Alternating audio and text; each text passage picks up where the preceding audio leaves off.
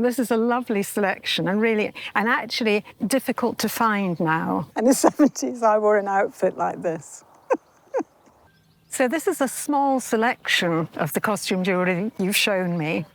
And you're obviously a little bit hooked. Well, in the 1980s, I was living in London and I was invited to a private jewellery sale in a flat. And so as soon as I saw it, I thought, that's pirate treasure. I love it. I think it's wonderful. Absolutely wonderful. This piece by Miriam Haskell, she insisted on really high quality. I mean, these faux pearls are all individually dipped. They're extremely high quality. And, you know, she became one of the top labels from the early 1920s on. And of course, this by De Mario, who had worked for Haskell, is again beautifully made. I mean, this is a period, you know, we're talking 1950s, when people were demanding really good quality costume jewellery. I mean, costume jewellery comes in all sorts of qualities, but you've managed to pick some of the better costume jewellery. And it was, you know, about this time with Mamie Eisenhower was wearing costume jewellery to a presidential ball.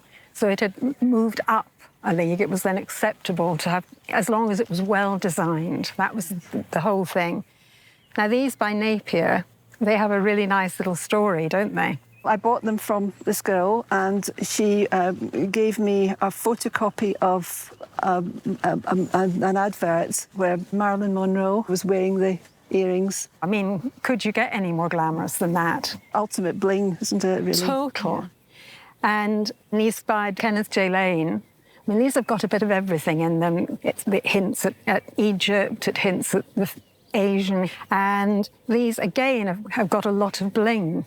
This is a lovely selection and actually difficult to find now. That's the point. Now, value. The Miriam Haskell, I'd say, has got to be 1,000 to 1,500. Right, okay. I mean, it really is top quality and incredibly good condition. The De Mario, interestingly, because it's 3-string, I'd put a little higher than that.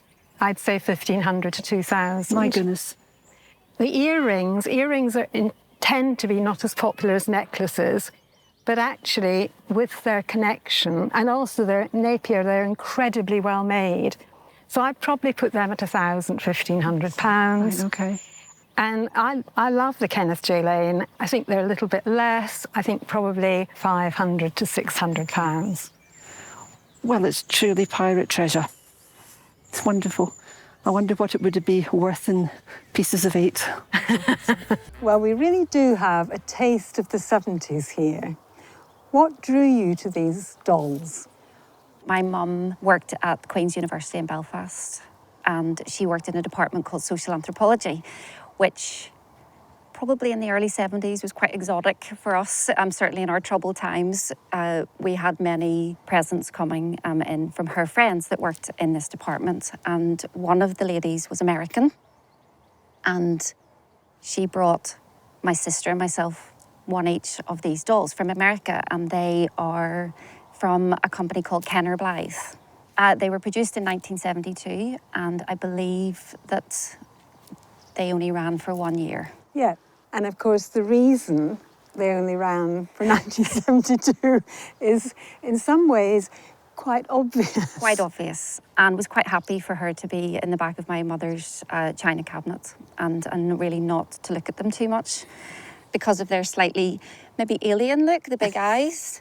Well, I think what's hysterical about them is the massive head, the eyes, and then the tiny feet. The tiny feet. I mean, that Absolutely. And of course, they don't stand. But of course, they do have one special feature, which makes them even more terrifying. Go on. For most little girls, which is, if you pull this string, 50-year-old there. The eyes change colour. The eyes change colour. I suppose I've had this ambivalent relationship with them. I did hate them when I was little and then have grown over the years.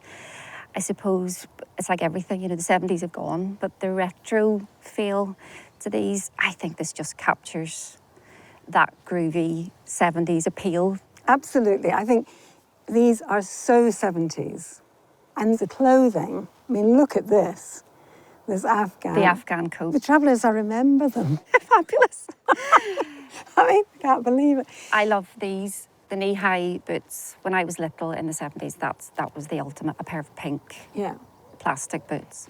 This is an original shoe from my own doll, but it was missing one, so I have waited about 7 years possibly to find the other one, and eventually one orange shoe came up online and I was able to get it. So it is a bit of a labour of love, but that's part of the joy of collecting these things. You don't think it's a little bit of an obsession? Oh, yes. I would happily admit that it is an obsession. That's okay.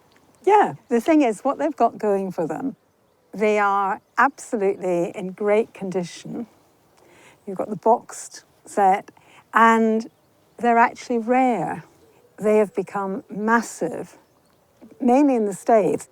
So let's just talk a little bit about value. So I think in today's market, you'd certainly be looking at 300 for this, and certainly 1,000 for the doll. Already. I would say maybe 5,000 with your case, the other dolls, and these fantastic clothes. And I'm still laughing that in the 70s, I'm a bit horrified too, in the 70s I wore an outfit like this.